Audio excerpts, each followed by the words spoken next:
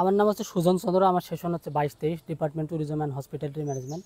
আমি আসন্ন রাষ্ট্র নির্বাচনে ছাত্র শিবির প্যানেল থেকে সম্মিলিত শিক্ষার্থী জোটে কার্যনির্বাহী পদে পদপ্রার্থী। আসলে শিবির প্যানেলটাকে কেন বেছে নিলাম, এটা মূলত কথা হচ্ছে যে শিবির হচ্ছে একটা আদর্শ নৈতিকতা একটা সংগঠন। তো এখানে হচ্ছে নেতৃত্বদানের গুণাবলীর মধ্যে সৎ, যোগ্য, মেধাবী এই প্যানেলে যুক্ত আছে এবং এই প্যানেলটি হচ্ছে ইনক্লুসিভ। এখানে হচ্ছে আমি আছি, আমাদের বোনেরা আছে, জুলাই যোদ্ধারা আছে, সম্মিলিত আর কি জোট প্যানেল আর কি। এটা সাধারণত তাদের সমস্যা সমাধান করে সর্বদাই তো সচ্চা থাকবো যে তাদের যেগুলো সমস্যা আছে সেগুলো সমাধান করার জন্য।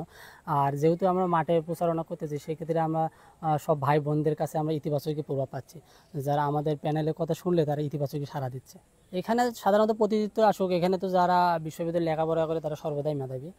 তারা এ ধরনের একটা প্রতিনিধি আসুক, যেন ক্যাম্পাসটা যেন সুন্দর শিক্ষাবান্ধব পরিবেশ যেন গঠন করে, যেন যেন ভবিষ্যতে যেন ইতিবাচক একটা ক্যাম্পাসে পুরো বলে যেন নেতিবাচক যেন না হয়। নির্বাচনের পরিবেশ সর্বদা সুষ্ঠুই তো দেখা যাচ্ছে আর কি, ভালো দেখা যাচ্ছে, ইতিবাচক। জয়ের ব্যাপারে কতটুকু আশাবাদী? জয়বাদে সর্বদাই যারা নির্বাচন করতে তারা সর্বদা জয়ই তো আশা করে। আমরা তো আমার পার্সোনালি থেকে আমি যে আশা করবো যে আমরা জয় হিসেবে।